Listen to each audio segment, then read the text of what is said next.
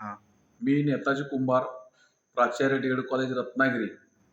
मी समर्थ social foundation Kolhapur येथील शुगरसाठी औषध मे महिन्यामध्ये सुरू केलं होतं.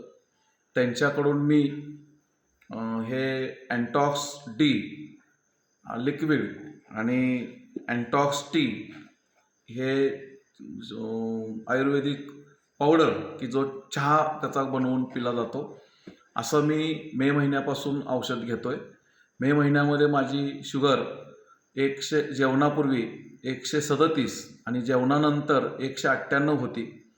हे औषध मी 25 मेपासून सुरू केलं आणि रेग्युलर औषध घेतलं.